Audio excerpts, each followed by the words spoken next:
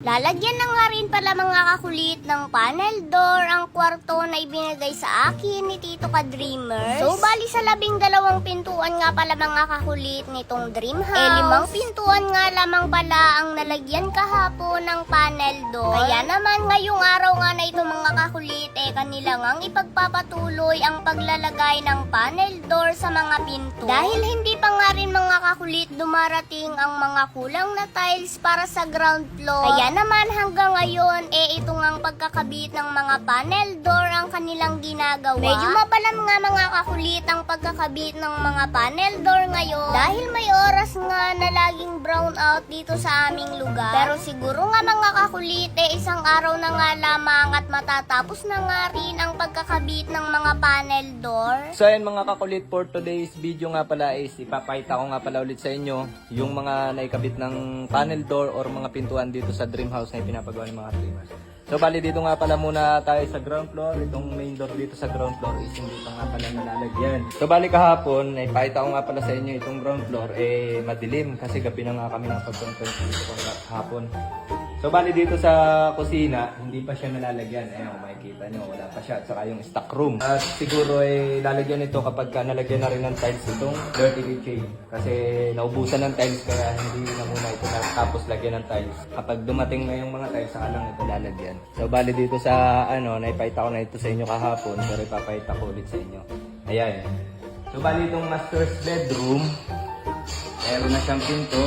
Kahapon wala pa siyang door lock. Tapos dito naman sa kwarto na para kay mama, meron na rin siya. Ayan. Diba?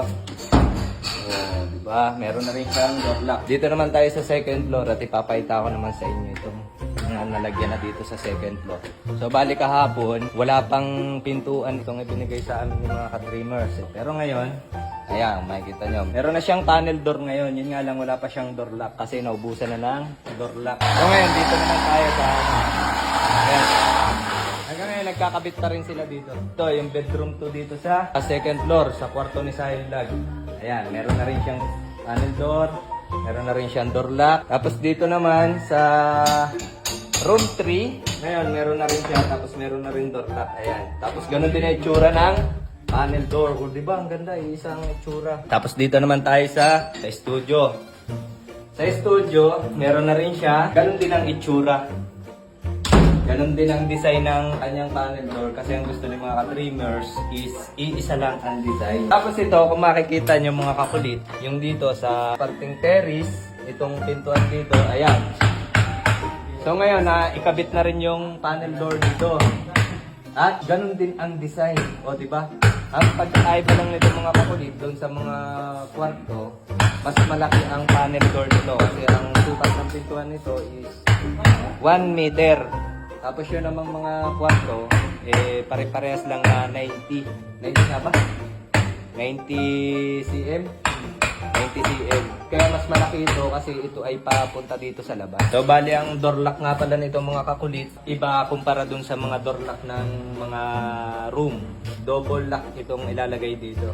Meron siya dito, meron din dun sa ibaba. So bali dito naman mga kakulit sa part ng pintuan dito sa front area ng dream house. Ayan, hindi pa rin siya nalalagyan ng panel door. So bali ilalagay nga pala dito is yung maulawin na panel door kasi maulawin din itong kanyang hando. So bali papahuli na nga palang ilagay ito kasi medyo mabalam daw ikabit yun eh. Saka yung sa panel door ng main door sa ground floor. Ayan, ano ba? Nakikita nyo, ito yung high ceiling.